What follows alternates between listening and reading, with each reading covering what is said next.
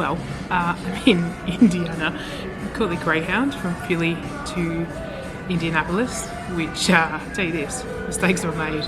It was not a good time, but it's over now.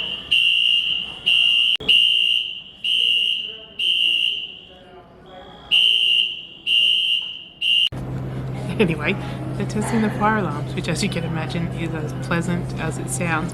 That one went for like 3 minutes, that high-pitched sound. Now, it's 12:10 now, so imagine if you paid for a late checkout, you're just sitting there like, oh, let's have a romantic morning. That alarm has been going off all morning. Anyway, I look like us and I feel like us, and look at my hair. It's a full cocky. Anyway, Indiana. We're right near the Colts Stadium. That's about it. That's the only thing we've seen. Alright, bye. Hey, I am charging my camera, which is why I'm doing this on my phone. So today I went to the Children's Museum of Indianapolis, which was amazing. 100% recommend.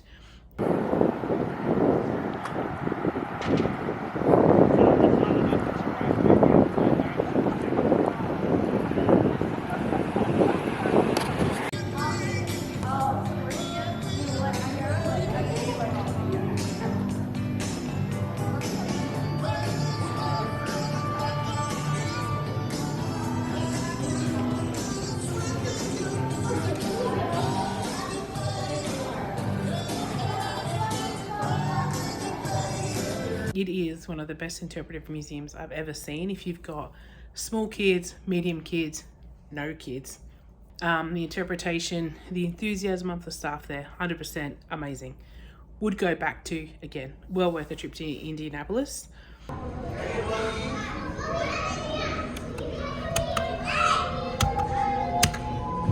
need chips.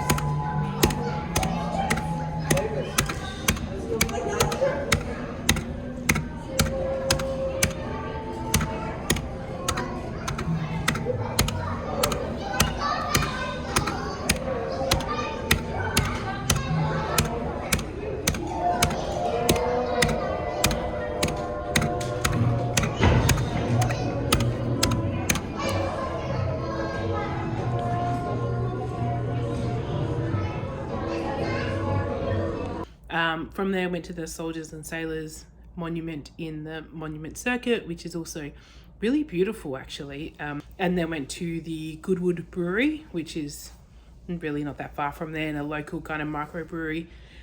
Started with the blonde beer that they had, and then moved into bourbon because I can't really smash beer like I used to. Got a flight of the bourbon, of their local bourbons that they do themselves. Picked my favorite from there, and then hit that. Was a pretty good. Was a very nice bar, had about 1,000 TVs in it, and then have come back to the hotel now and thought I might get to watch some hockey on ESPN, but there's none on there. It's been a really good day though.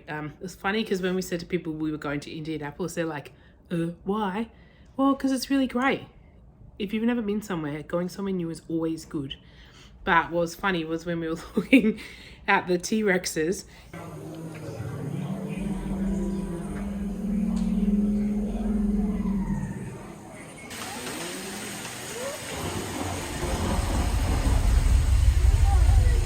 and Mum was like, before we got here, she was like, oh, make sure you look at the toes, and count how many toes they have, because apparently there's been some debate about whether they have 2 or 3.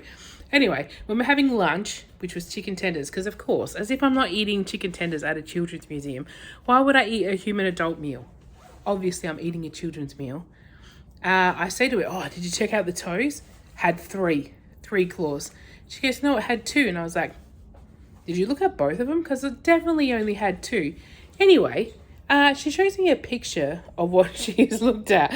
And they are definitely not toes. They're claws, right? On the arms. And I say to her, they're claws. That's on the arm. What the hell are you talking about? She goes to me, no, I know what I mean. They have 2 or 3 claws. That's the debate. That's what she tells me in full seriousness.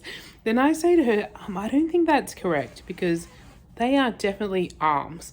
And she says to me, with full seriousness, and if you know Ma, and I know a lot of you do, it's very funny. She's like, no, it's the upper toes. Okay, so apparently these, everyone, are upper toes. So when you've got toes on your feet, they're your bottom toes. But if you have these things, which some of us might call fingers, if you are a dinosaur expert like Mama P, you might also call them toes. And just keep in mind, she had not had a drink at this stage. She was 100% serious. They were toes. They were upper body toes. Upper body toes. And you know her, like, she's like a dim woman. So I don't know what the fuck happened to her. Anyway, we figured out that there was some debate about the claws, which some people might call fingers, or at least arm claws, or upper body toes, if you are Anne, which was between 2 and 3. They originally displayed with 3. Now they display with 2. If you're like me and you take someone's word and assume that when they say 3 toes, they mean actual toes, so you take a photo of the toes to be like, oh, look, everyone, there's 3 toes. You will not be right because of Anne reasons. Anyway, then we went to the monument, which was really great. It's quite beautiful, actually. It's massive, heaps bigger than you think it would be.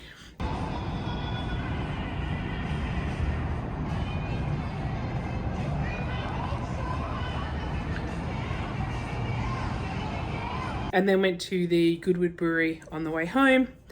Had a beer, had a flight of bourbons.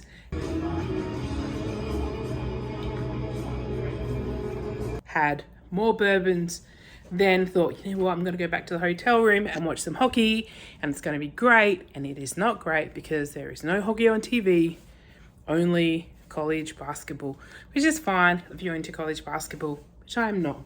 But I did get some beers downstairs, which was also funny because I got to tell Mum that in my heyday, what I used to do with these squeezy bottles was put both of my hands, one here at the top, one at the bottom, and then squeeze them at full pace into my mouth like a full-on goon, and drink them very quickly because it was like a funnel going straight in. Anyway, proud parent moment. She was stoked. She was like, wow, what a lady I've raced. Anyway, thanks for whatever.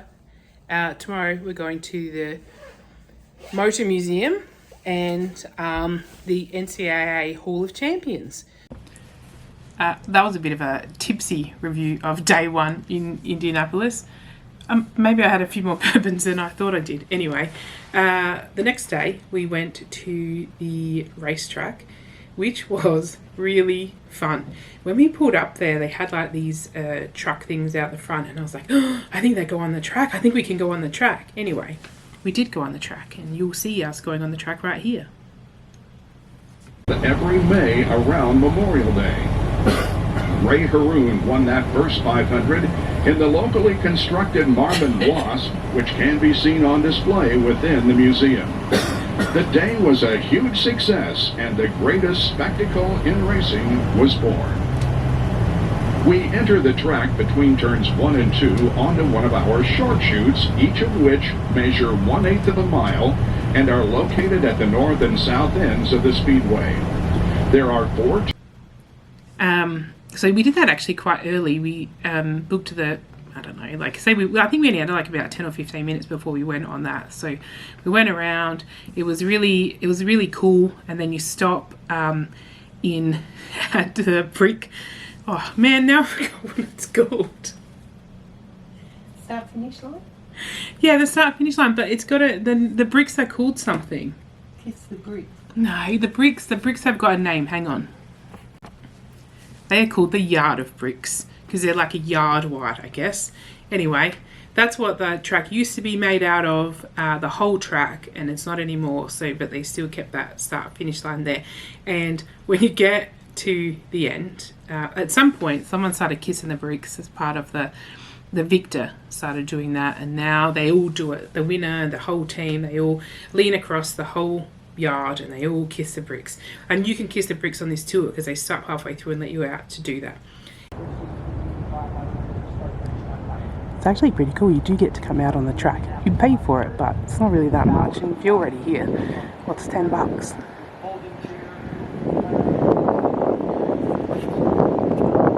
Anyway, I kiss the bricks, get Mum to take a photo. Then I say to her, I'm going to do it again, but can you please take a video of me? And she says yes. And then she's struggling a bit with the phone. I'm like, do you want me to show it? She's like, no, I can do it. I just have to press this button. I go, excellent. Anyway, go down, kiss the bricks, even do a big, right? So it's very obvious that I really have kissed the bricks. Anyway, I get up and I say, don't film me while I'm getting up, because it's very awkward. I had my new white sneakers on. I didn't want to wreck them. I didn't want to get it scuffed. Anyway, that's the only bit she filmed, was me getting up and not me kissing the bricks. I kissed the bricks 2 times, and there's no video evidence of me doing that, and I'm 100% not sharing my getting up from the yard of bricks. Then we went, you finish the lap and then you go through the museum, and they've got a lot of the winning cars there, like a lot right from the very beginning, which is really great. I'll put that in here.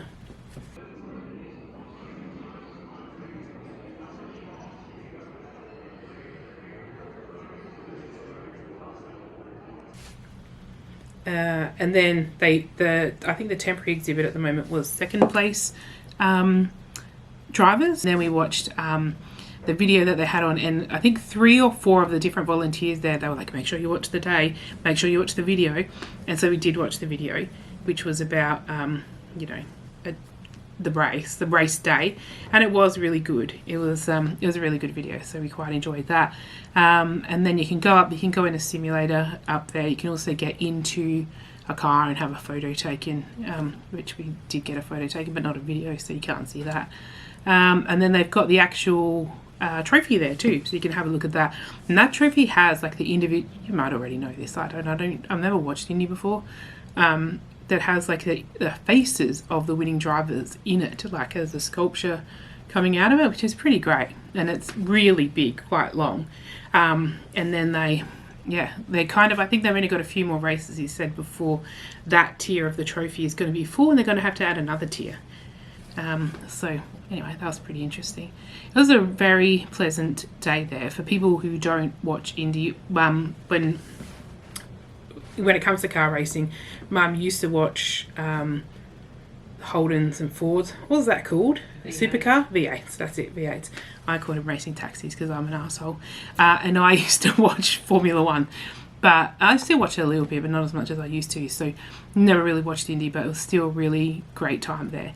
After that, we went to the NCAA Hall of Champions, which was, it was interesting in the sense that it showed like a lot of the different sports that are played in colleges, and there was a huge amount, and really diverse. So the obvious ones, of course, that we all know would be like, the basketball, football, soccer, swimming, whatever. But then, other ones as well, like it was archery, rifle. It was rifle, wasn't it? Like a shooting one. Yeah, gymnastics. Oh, I've found out more recently gymnastics is like hugely popular in college. Anyway, just a real variety of things, and that was interesting to see the different sports that are played. And then upstairs, there's like this kind of trial thing. So there's like a little mini basketball, just like probably only about the size of a 3-point line, and then these other activities that you can try. I don't think they were all available to try, but I did try the football one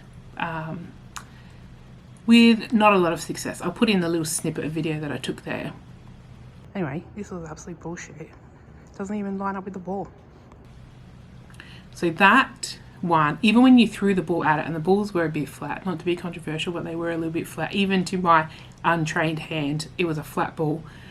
Even when you hit the canvas thing, the screen, it just didn't connect that time. Then it was like, you've missed. I'm like, but I can't hit it any more than what I've hit it. Anyway, wasn't great. And then there was a little quiz at the end. We went head to head, but it was 100% guessing because we have no idea about any college players at all.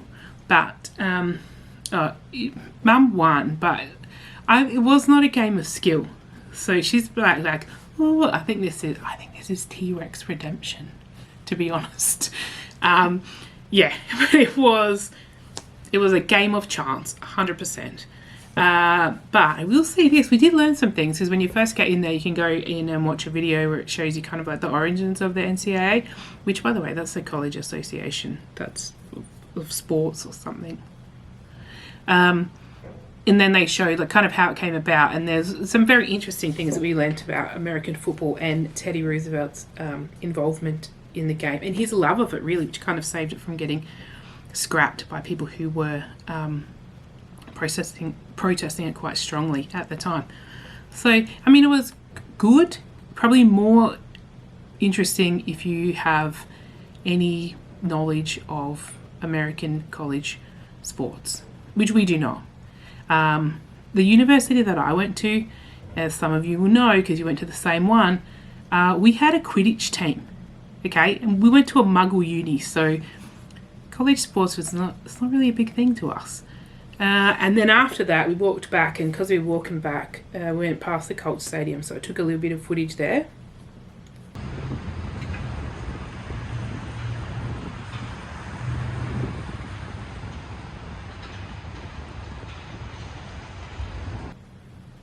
And that stadium looks massive. And when we were talking to one of the Uber drivers, she did say that she's not really even a huge football fan, but the atmosphere there is amazing. So we've kind of, as we've gone into places, we've kind of adopted little things from like, oh, we like this and we like that, and now we're like, oh, we're definitely Colts. I mean, obviously at the moment we're Team Eagles, but yeah, a little bit. Jeez, we're not really sure yet, but we like the Colts. We would like to see them again. And then we finished off our last night going to the Slippery Noodle, which is like a blues bar not very far from our hotel, and that was very nice. It was a really nice night. The staff in there were so friendly, like really crazy friendly. And one of the servers was telling us actually that if we were to come back in the summer where the weather is pleasant, there's some really nice walking things you can do, because Indianapolis has the second highest number of monuments after DC. So if you're into that sort of thing, you can do that. Plus there's kind of like a canal walk. There's all these things that you can do when the weather is nicer. But we really liked Indianapolis. It was nice. The people were friendly. We did some cool things. And if you ever, everybody kind of goes to the big obvious places. I mean, of course, we've done it too.